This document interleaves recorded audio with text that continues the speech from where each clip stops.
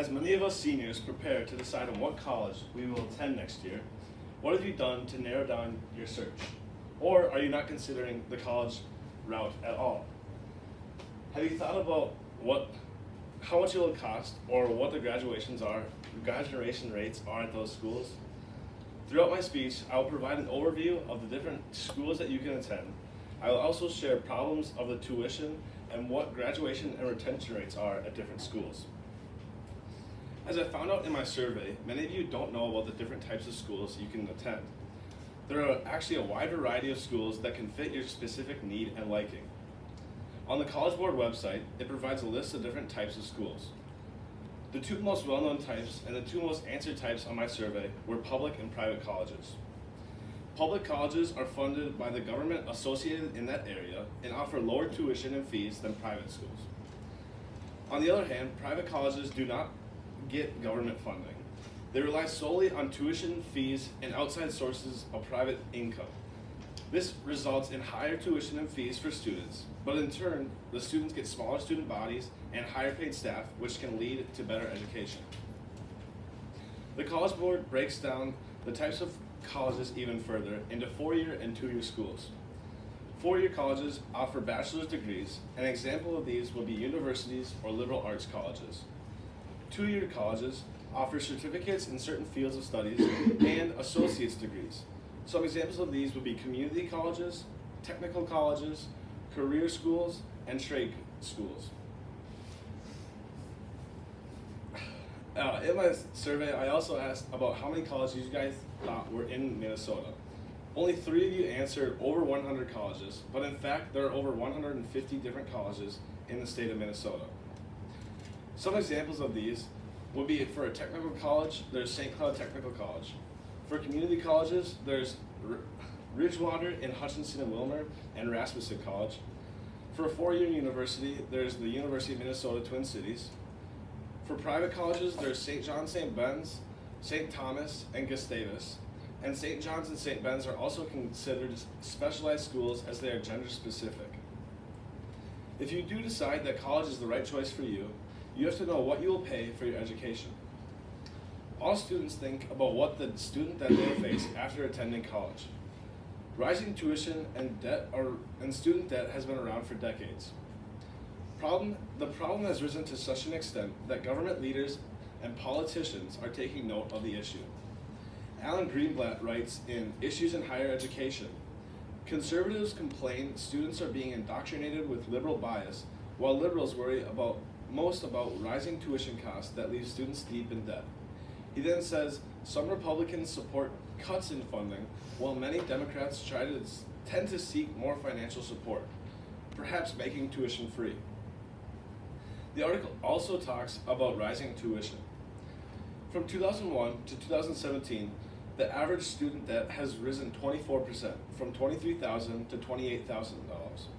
This makes an average of $5,000 more that students are paying now for debt. Another example of the political controversy comes from The Truth Isn't Setting Itself by Daniel Tenreiro. He says, "Now Warren claims we face another looming debt crisis, this time from the $1.7 trillion of outstanding student debt." He then goes on to say that universities have been fed subsidy after subsidy only to increase cost and leave students with more debt.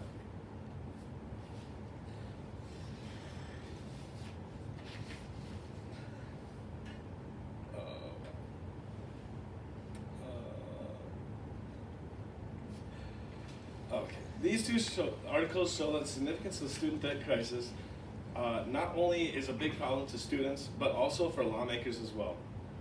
If you can get past knowing the issue of that you'll have student debt, you still want to know what you'll pay for college. Shefali Mehta and others write from the Minnesota Office of Higher Education, and they did a study to calculate the tuition of average schools in Minnesota.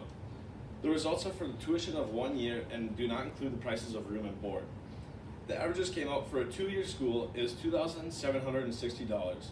For a 4-year school is $4,800, and for a private college, the average is $20,000. The issue of rising tuition and significance in the political setting may be a factor in the declining graduation and retention rates schools are facing. Colleges today are facing the massive issue of the falling graduation rates at their schools. Students think that they are ready to take the college experience head on, but sometimes this is not the case. Some of these reasons can be that they transfer schools because the first school that they choose is not right for them. Secondly, they cannot pay for the expenses of the college. And third, they could simply drop out because college isn't the right choice for them. Brenda Eichelberger, David Gerbing, and Thomas Gilpatrick wrote Financial Education, College Retention, and Graduation Rates. In this article, they focus on understanding how many and what kinds of students are completing college. They write, four-year institutions with open enrollment policies had an average of only 36% of their students complete a bachelor's degree within 6 years of initial enrollment. It then says that retention rates and graduation rates are increasing in importance in college selection. This means that colleges not only have to make their college affordable, but also make sure that students are doing well and finishing their degrees. In another article written by John Bound, Michael Lovenheim, and Sarah Turner named Why Have College Completion Rates Declined? An Analysis of Student Preparation and Collegiate Resources.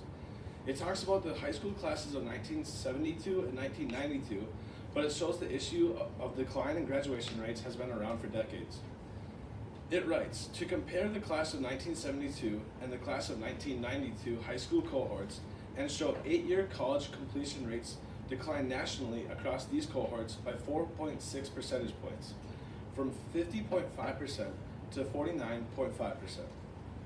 It then says that college completion rates increased at public universities ranked in the top 50%, as well as private colleges and universities. This means that colleges are doing well, means that they're keeping their kids engaged and helping them complete their degree, while many schools are struggling to keep their completion rates afloat. Although the average knowledge of types of colleges is small, there are an abundance of colleges to choose from. When choosing one, the issue of tuition can be a larger factor than one might think and may lead to falling graduation rates. Choosing a college out of all the options that you have can be overwhelming and stressful, but there are easy ways to make sure you have the right one for you and that you can succeed. Thank you for listening to my speech.